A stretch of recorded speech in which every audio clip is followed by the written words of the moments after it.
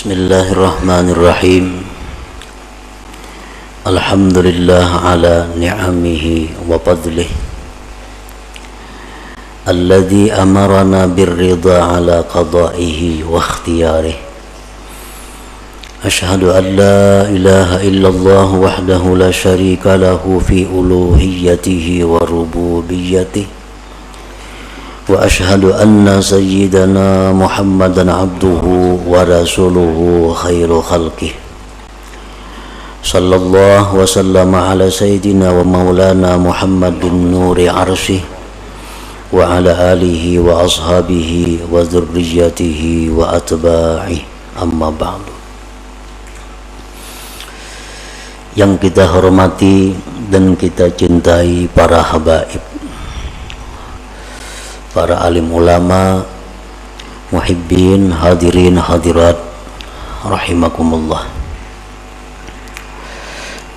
Pertama-tama kita memanjatkan puji dan syukur kehadirat Allah Subhanahu wa ta'ala yang telah mengumpulkan kita bersama-sama di majlis yang penuh berkah ini. Dan semoga Allah selalu mengumpulkan kita di dalam tempat-tempat kebaikan dan takwa. Kemudian kita juga mengucapkan, menghaturkan puji dan syukur kehadiran Allah Subhanahu wa ta'ala yang mana sampai saat ini kita masih digolongkan dalam golongan orang-orang yang menuntut ilmu. Dan kita mohon doa kepada Allah agar sampai akhir hayat kita dimasukkan dalam golongan orang-orang yang menuntut ilmu. Salawat dan salam tidak lupa kita haturkan kepada junjungan kita Nabi besar Muhammad sallallahu alaihi wasallam dan kepada seluruh keluarga, para sahabat, zurriyat dan pengikut beliau sampai hari kiamat nanti. Para muhibbin rahimakumullah, al-hikmatu tasi'ata asyrata minal hikamil ataiyah. Qala al-imam Ahmad ibn Athaillah as-Sakandari rahimahullah wa nafa'ana bi ulumi. Hikmah yang ke-19 dari al-hikam, berkata Al-Imam Ahmad bin Athaillah As-Sakandari rahimahullah, la tatlub minhu ayyukhrijaka min halatin liyasta'milaka fima siwaha falau aradaka lasta'malaka min ghairi ikhraj. Yang artinya, janganlah engkau meminta daripada Allah bahwa Dia mengeluarkan engkau dari satu keadaan agar Allah pekerjakan engkau pada keadaan yang lain. Jikalau Allah menghendaki engkau, niscaya Dia pekerjakan engkau tanpa melalui menuntut dikeluarkan. Itulah kurang lebih artinya hikmah yang ke-19 ini. Adapun penjabarannya adalah, idza kana al-mar'u ala halatin la tuwafiqu gharadahu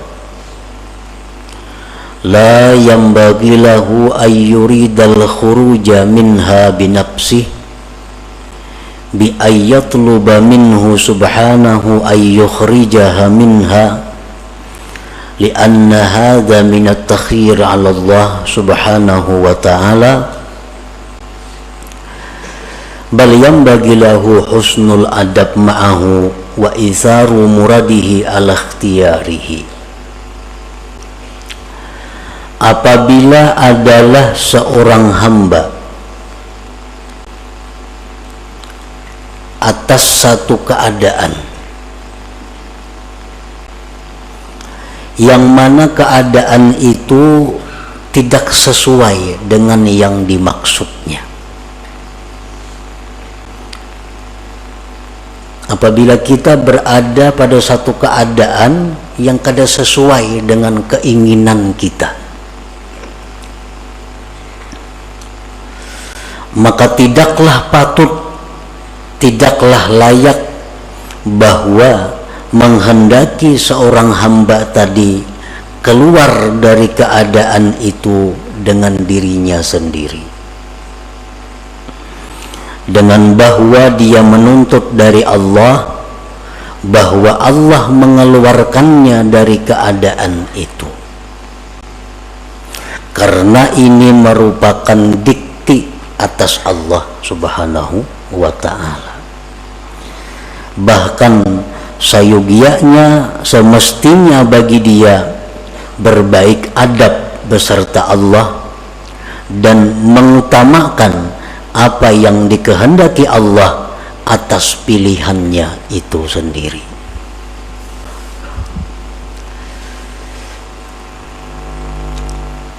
Illa idza kanat haluhu, kecuali apabila keadaannya itu ghaira mardiyyin lillah subhanah, kecuali bila keadaannya itu tidak diridhai oleh Allah. Au aikatan min wazaifihi diniyah wal amali bil a'malis shalihah, atau keadaan itu mencegah dia dari tugas-tugas keagamaannya dan beramal dengan amal-amal saleh, maka boleh bagi dia meminta kepada Allah bahwa Allah keluarkan dia dari keadaan yang demikian itu. Fahuwa min alamati ma'rifatil abdi bi rabbih subhanahu wa ta'ala, maka itu merupakan tanda ma'rifatnya seorang hamba dengan Allah subhanahu wa ta'ala. Nah, para muhibbin rahimakumullah, artinya kalau kita berada di suatu kondisi,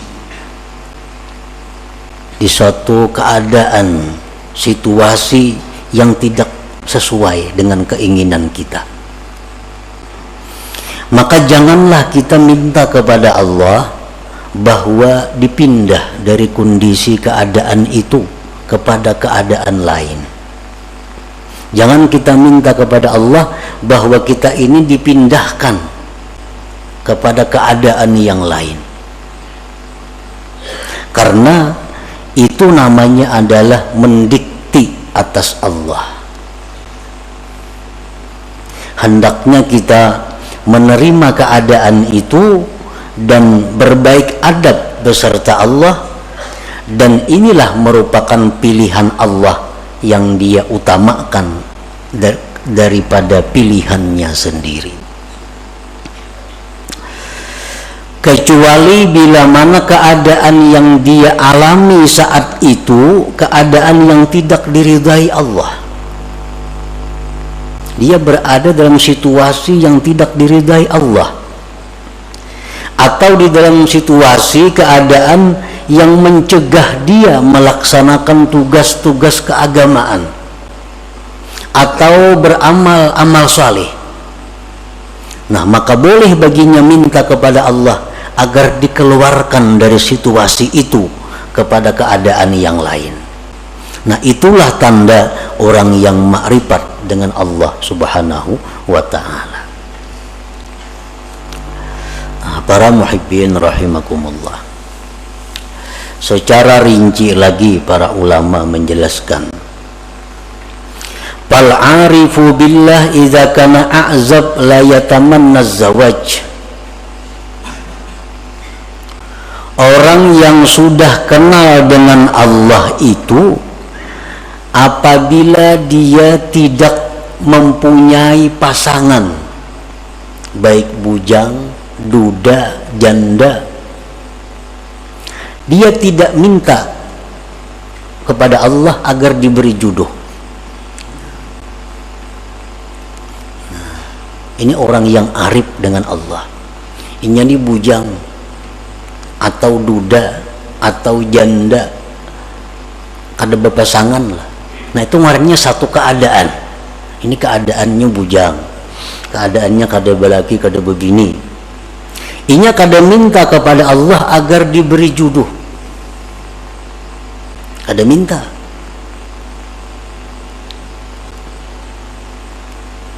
Bahkan dia kelola itu keadaan dengan adab yang baik beserta Allah Subhanahu wa ta'ala. Artinya dia terima keadaan itu dengan baik dan dia menganggap inilah sudah pilihan Allah untuk diriku.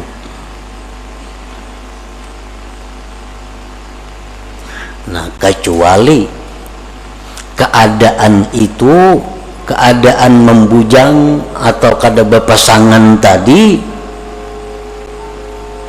sudah mengganggu dia daripada ibadah kepada Allah. Sudah mengganggu dia untuk menjalankan tugas-tugas wirid-wiridnya. Orang kada berpasangan, banyak godaan-godaan, timbul kadang-kadang pikiran syahwat. Nah, dan keadaan itu terus mendesak sehingga membuat dia gelisah, membuat dia sembahyang kada khusyuk lagi, membuat wirid-wiridnya terlantar karena menahan godaan-godaan ini.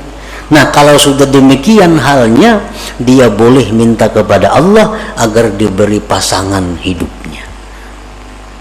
Nah, selama ibadahnya teratur baik, selama dia bisa menjaga diri dari hal-hal yang diharamkan, dia tidak akan minta jodoh kepada Allah, karena itu menganggap sudah pilihan Allah yang terbaik bagi dirinya. Nah, itu contoh orang bujang atau duda janda nang ma'rifat kepada Allah Subhanahu wa ta'ala. Jadi kada minta jodoh lawan Tuhan, apalagi mencari jodoh manusia ke situ kamari. Lawan Tuhan aja kada minta jodohnya.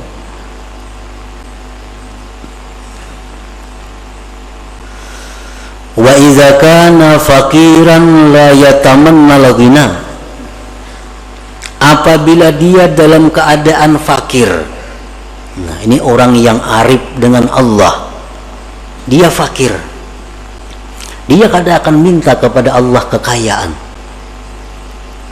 Dia terima kefakiran itu dengan ridha, dan dia anggap inilah pilihan Allah untukku yang terbaik, aku menjadi orang fakir.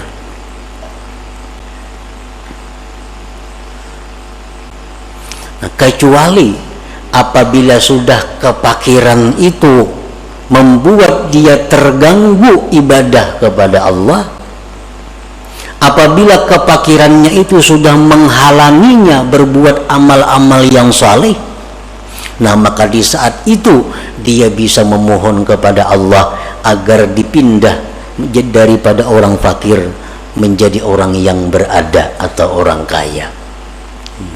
Ini sudah fakirnya sudah sulit nih, sudah kada bisa lagi beribadah kepada Allah. Nah, sudah kada kawa lagi melaksanakan wirid-wiridnya, sudah kada bisa lagi menuntut ilmu karena kada berduit. Menuntut ilmu perlu duit. Ini sudah kada berduit lagi, menuntut ilmu kada kawa lagi, pikiran kada karuan, beribadah sudah kada nyaman lagi. Nah, di saat itulah dia boleh mohon kepada Allah agar diberi kecukupan, diberi Allah kekayaan. Selama kefakiran itu tidak menghalangi ibadahnya, selama kefakiran itu tidak menghalangi wirid-wirid agamanya, nah maka di saat itu dia ridha dengan keadaan itu dan tidak minta agar dikayakan oleh Allah Subhanahu wa ta'ala. Wa idza kana maridan la yatamanna sihhah. Apabila dia sakit, dia tidak ingin sihat. Dia tidak ingin sihat. Ini sakit, tapi dalam keadaan bisa melaksanakan tugas-tugas keagamaan, bisa beramal saleh, sakit ini tidak akan diusahakan untuk disembuhkan, dan dia tidak akan minta kepada Allah kesembuhan. Tetapi kalau sakit ini sudah mengganggu, nah tugas-tugas keagamaannya, sakit ini sudah mengganggu wirid-wiridnya, sakit ini sudah mengganggu menuntut ilmunya, nah di saat itulah dia minta kepada Allah kesembuhan dan kesehatan.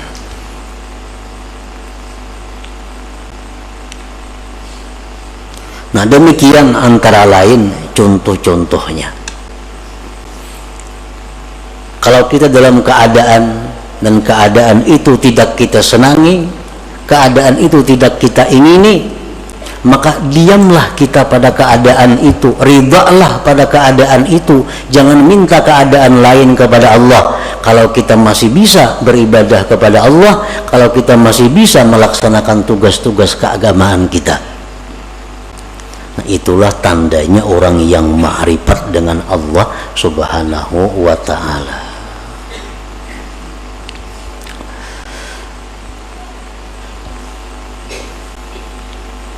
Wa idza kana mutazawwijan la yatamanna al-firaq. Kalau dia ini berpasangan, kalau dia mempunyai suami, dia mempunyai istri, dia tidak akan minta bercerai kepada Allah selama dalam berpasangan itu tidak mengganggu ibadahnya kepada Allah, selama tidak menghalangi untuk ketakwaan kepada Allah. Ini beisi bini nang sulit diurus. Ada kadang-kadang manusia diuji Tuhan dengan itu. Ada si bini-bini beisi laki nang susah, nang sulit diurus. Nah ini satu keadaan. Selama keadaan itu tidak mengganggu ibadahnya kepada Allah, selama keadaannya itu tidak mengganggu tugas-tugas keagamaannya, dia tidak akan minta berpisah, dia tidak akan minta bercerai karena ridha dengan keadaan itu. Nah tetapi kalau keadaan seperti ini sudah membuat seorang istri menjadi durhaka, kalau keadaan ini sudah membuat seorang istri jadi berdosa, nah maka seorang istri ini boleh minta kepada Allah agar dicarikan jalan keluar untuk bercerai dengan suami itu. Nah demikian pula suami, kalau sudah keadaan istri demikian membuat suami ini maksiat kepada Allah, membuat suami ini kada bisa lagi beribadah karena bini macam-macam, nah di saat itulah suami minta kepada Allah diberi jalan keluar agar bisa bercerai dengan pasangan ini. Nah, para muhibbin rahimakumullah, karena tidak sedikit seorang istri gara-gara suami dia menjadi maksiat kepada Allah, dan tidak sedikit seorang suami gara-gara istri jadi maksiat kepada Allah. Dan ini sudah terjadi sejak zaman Rasulullah Sallallahu Alaihi Wasallam. Ada salah seorang sahabat yang begitu hendak mati kada bisa mengucap la ilaha illallah. Kenapa sebabnya? Oh ternyata si sahabat Nabi ini seringkali menyakiti hati ibunya gara-gara mengutamakan istrinya. Nah ini istri yang membawa maksiat kepada Allah. Kalau kita sudah punya istri macam ini, hendak berbuat baik lawan ibu bapak, sarik. Nah, hendak memberi kuitan, sarik. Nah ini membuat maksiat. Padahal kedudukan orang tua kita lebih utama daripada istri. Untuk seorang laki-laki, untuk seorang laki-laki kedudukan orang tua lebih utama daripada istri. Kalau istri menghalangi demikian, berarti ini istri membawa maksiat. Nah di saat itulah dia minta kepada Allah agar diberi jalan keluar untuk meninggalkan istri itu. Nah demikian pula istri. Ini suami menyuruh ikan pakai pakaian ini, pakaian yang dilarang agama, kada dituruti sarik laki ini, ikan mustika ini, ikan mustika itu, perintah-perintah laki ini bertentangan lawan agama. Nah, berarti ini istri dalam keadaan yang tidak diridhai Allah. Kenapa? Karena menuruti laki jadi maksiat lawan Tuhan. Kadang menuruti sarik na laki. Nah, di saat itu seorang istri boleh minta kepada Allah agar diberi jalan keluar berpisah dengan suami itu. Nah, para muhibbin rahimakumullah. Jadi fal aqil ya'rif anna gharada khalqihi ala ibadatu wal ma'rifah kama qala Allah ta'ala wa ma khalaqtul jinna wal insa illa liya'budun. Fa ayyu syai'in ya'uqul ibadah wal ma'rifah yatlubu min Allah ta'ala ay yukhrijahu minhu wa ma la fala. Orang yang berakal dia mengetahui bahwa tujuan diciptakannya dia itu untuk ibadah. Orang yang berakal itu mengetahui bahwa tujuan Allah menciptakan dirinya itu untuk mengabdi kepada Allah. Allah berfirman, tidak aku ciptakan jin dan manusia melainkan untuk menyembah, mengabdi, beribadah kepadaku. Nah, maka sesuatu apapun yang menghalangi ibadah dan ma'rifat, maka dia akan minta kepada Allah dikeluarkan daripada keadaan itu. Nah, para muhibbin rahimakumullah. Jadi Allah menciptakan kita ini adalah untuk beribadah kepada Allah. Dan kita kada bisa beribadah kepada Allah kalau kada punya sarana dan prasarananya. Allah sediakan kita ini usaha. Allah sediakan kita pekerjaan. Allah sediakan kita macam-macam. Untuk apa? Agar semua itu membawa kepada ibadah. Nah, itu tujuan hidup yang diketahui oleh orang yang berakal. Lalu apapun pekerjaan, apapun keadaan yang menghalangi tujuannya itu ibadah, dia akan mundur dari keadaan itu dan berpindah kepada keadaan yang lain. Nah, ini orang yang berakal. Jadi tujuan hidup ini bukan kita berdagang, bukan. Tujuan hidup belaki, bukan. Tujuan hidup babini, bukan. Tujuan hidup berusaha, bukan. Nah, usaha suami istri itu hanya jalan untuk beribadah kepada Allah. Kalau semua ini menghalangi ibadah, berarti mesti ditinggalkan, dicari jalan yang lain. Nah, para muhibbin rahimakumullah. Nah, disitulah kita merenungi, disitulah kita disuruh tafakkur. Apakah selama ini aku hidup hanya untuk dunia atau aku hidup untuk ibadah? Bila mana aku hidup untuk dunia, berarti aku menyalahi kudrat diriku, fitrah diriku. Bila aku hidup untuk ibadah, berarti aku di jalan yang benar. Nah, jadi silahkan berdagang, silahkan berusaha, tapi ingat, usaha ini diciptakan Allah untuk ibadah. Nah, silahkan bergaul, silahkan berkawan, asal semua itu membawa kepada ibadah. Nah, jadi apapun pekerjaan, apapun keadaan yang menghalangi kita ibadah, itu mesti kita ditinggalkan, mesti kita tinggalkan.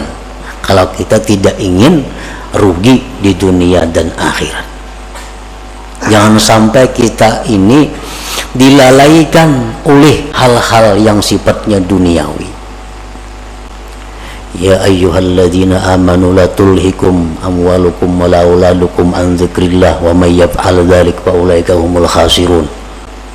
Hai orang-orang yang beriman, Allah menghitab kepada orang beriman. Nang kada beriman kada diurus Tuhan. Ujar Tuhan, janganlah melalaikan akan kamu, harta kamu, anak kamu daripada zikrillah. Artinya jangan sampai kita mengurus harta, kita mengurus anak, kita lupa kepada Allah. Bila demikian halnya, Allah menyatakan kita rugi. Kalau sudah Allah menyatakan rugi itu, ya rugi yang sebenarnya, bujur-bujur rugi artinya. Nah, itu artinya Allah bukan melarang kita mengelola harta, Allah bukan melarang kita mengelola anak, tetapi yang dilarang Allah jangan sampai itu melalaikan kita daripada zikrillah, daripada mengingat Allah. Karena mau urus harta kada tersembahyang, karena mau urus harta sembahyang taqadha, karena mau urus harta kada tersembahyang sunat, karena mau urus harta kada tersembahyang tahajud, karena mau urus harta kada sempat menuntut ilmu. Nah, ini yang dikatakan rugi, ujar Tuhan. Ayo urus harta, 10 bisi perusahaan, Allah kada melarang, tapi sembahyangnya aktif, wiridnya tabaja, menuntut ilmunya jalan.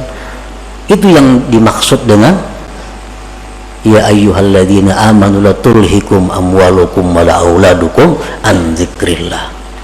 Walhasil selama kita mengejar atau menuntut atau mencari dunia, lalu kita ketinggalan satu kali zikrullah, itu sudah rugi. Sudah rugi. Kenapa? Karena zikrullah yang sekali kita ucapkan itu kekal.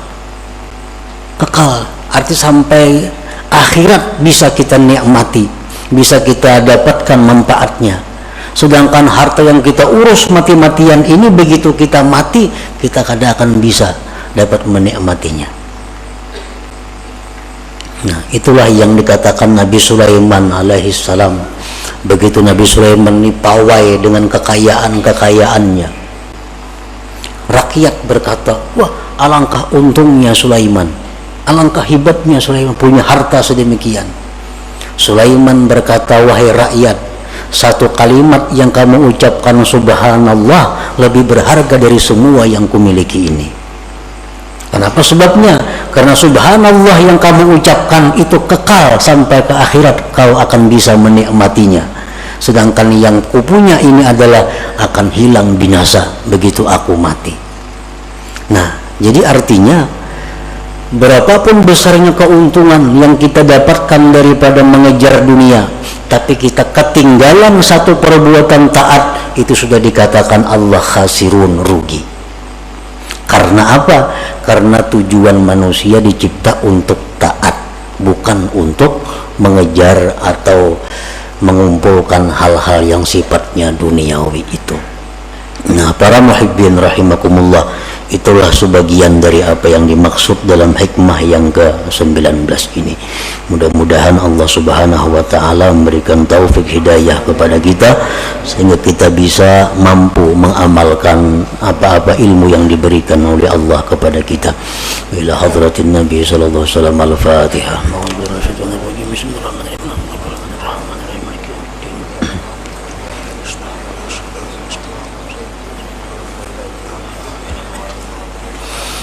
Ya Allah biha, ya Allah biha, ya Allah bi husnil khatimah, ya Allah biha, ya Allah biha, ya Allah bi husnil khatimah, ya Allah biha, ya Allah biha, ya Allah bi husnil khatimah. ويا أيها الرجل منه شفاعة صلوا عليه وسلموا تسليما.